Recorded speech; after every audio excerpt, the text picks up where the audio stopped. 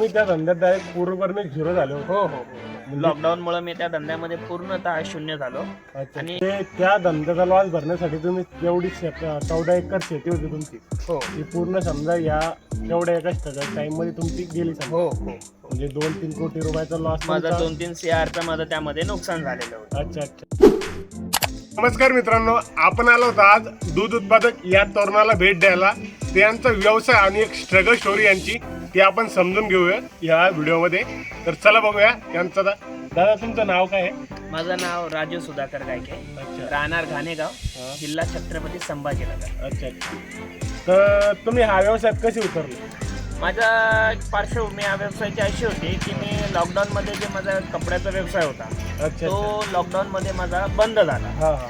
आणि परिणामी मला ते जे बँकेचे लोन्स जे EMIs वगैरे होते पूर्ण दुकान बंद असल्यामुळे माझा माल वगैरे सगळं पूर्णपणे बंद होता. त्यामुळे मला तो धंदा बंद करून ह्या धंद्याकडे मला वळावं लागलं. अच्छा अच्छा. म्हणजे तो धंदा लॉस गेला का आपला? हो हो. त्या धंद्यामध्ये मला जवळजवळ एक 2-3 CRचं मला नुकसान झालेलं आहे. माझं 1200 ते 1400 स्क्वेअर फूटमध्ये 2 फ्लोअरमध्ये दुकान होतं माझं कपड्याचं. अच्छा अच्छा. हो, लहान बाळापासून तर एकदम एल्डेज वुमन्सपर्यंत हो किंवा मेनपर्यंत हो सगळ्यांपर्यंत माझे कपडे लत्ते सगळं त्यामध्ये होतं. अच्छा. शूटिंग शर्टिंग मेन्सवेअर वगैरे सगळं. म्हणजे तुम्ही त्या धंद्यात डायरेक्ट पूर्णपणे झिरो झाले हो. हो हो. लॉकडाऊनमुळे मी त्या धंद्यामध्ये पूर्णतः शून्य झालो.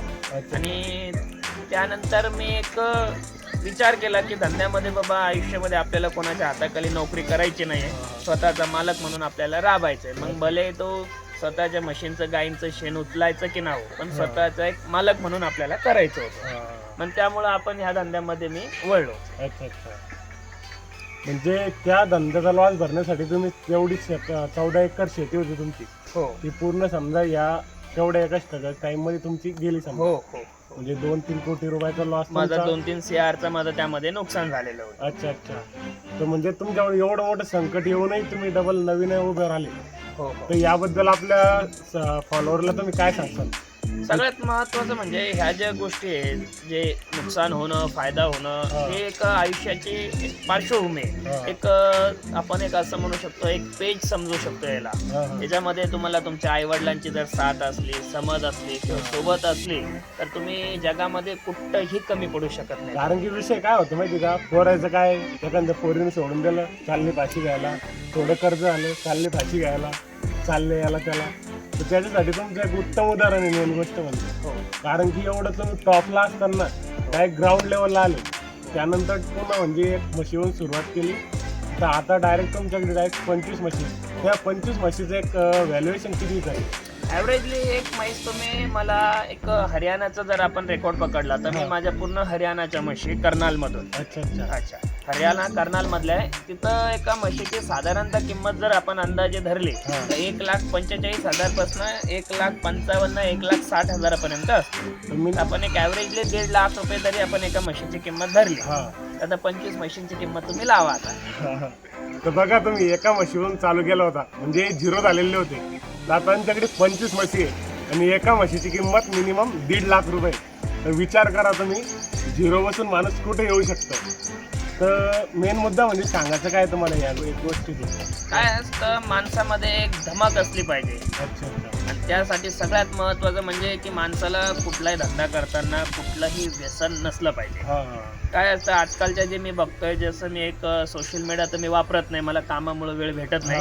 मी एक जसं कुठंतरी बघितलं की एक फाशी घेणं वगैरे वगैरे हे जे प्रकरण चालू आहे, याच्यामध्ये काय आहे की माणसांमध्ये धमक नाहीये, काही करून दाखवण्याची जिद्द नाहीये. कुठली गोष्ट पळपुट्यावाने एक कुठल्या तरी गोष्टीला समोर घ्यायचंय आणि बाजूला होऊन जायचंय, अशा गोष्टी करायला नाही पाहिजे आजच्या युवकांनी. आता जसं मी माझं वय आहे 24 वर्ष. मी वयाच्या 16व्या 17व्या वर्षापासून धंदा करतो. कपड्याचं दुकान माझं 2-2.5-3 वर्ष मी चालवलं. 2-3 वर्ष लॉकडाऊनमध्ये हे असं झालं आणि त्यानंतर मी एका म्हशीपासून स्ट्रगल सुरू केला. यामध्ये ह्या धंद्यामध्ये मला सोबत देणारे माझ्यासाठी माझा भाऊ, माझी आई, माझे वडील या सगळ्यांनी माझ्या सोबत राहून माझ्यासोबत शेण, चारा, पाणी, दूध या सगळ्या गोष्टी केल्या.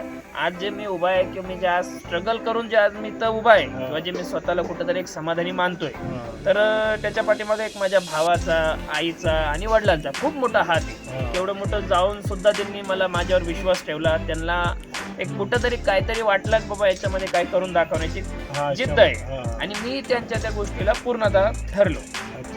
म्हणजे मेन तुमचं म्हणायचं म्हणजे फॅमिलीनं सपोर्ट केला पाहिजे. फॅमिलीनं आपल्यासाठी आपल्याला जर सपोर्ट केला तर आपणही तसं असलो पाहिजे. फॅमिलीनं आपल्याला सपोर्ट करायचा, आपण दिवसभर गावगुंडगिरी करायची तर ते जमत नाही. धंद्यामध्ये तुम्हाला तुमचा पावना रावळा 24 घंटे तुम्ही धंद्यामध्ये तुम्ही तिथं पाहिजे. तर मित्रांनो बघू शकता तुम्ही दादांची स्ट्रगल स्टोरी कशी आहे. तर व्हिडिओ आवडला असेल तर लाईक करा आणि आपल्या चॅनलला सबस्क्राईब करा. तर दादा आता शेवटची एक लाईन होऊन जाऊ द्या तुमची काहीतरी चांगली सांगायला. आता असं भरपूर आहे, नाही व्हिडिओही खूप छोटासा पडेल पण एक मला माझ्या मनातले मला जे बोलावंसं वाटतंय आपल्या माझ्या जे इच्छा मुलं आहेत त्यांना सगळ्यांना, तुम्ही ना एक कुठल्या तरी एक 100 रुपयाच्या हो 200 रुपयाच्या हो जे क्रीम पावडर लावणारे मुली मागं पळण्यापेक्षा आज तुम्ही स्वतःच्या घामाने ओले व्हा. ह्या 100-200 रुपयाच्या क्रीम लावणाऱ्या मुली तुमच्या मागे रांग लावतील. हीच गोष्ट तुम्ही मेंटेन करा. खूप छान दादा, खूप छान. कारण बिझनेस तुम्हाला वरही नेऊ शकतो तेवढाच तुम्हाला खाली आणू शकतो. त्यासाठी तुम्ही शेवट आणि प्रायोरिटी पहिली बिझनेसलाच द्या. म्हणजे आपल्याला उद्देश हाच आहे की आपल्याला बिझनेस बद्दलच माहिती द्यायची आणि दादानं बिझनेस बद्दल 2च लाईन सांगितल्या पण त्या एकदम भारी सांगितल्या. तर धन्यवाद दादा, तुम्हाला भेटून खूप भारी वाटलं. चालेल दादा.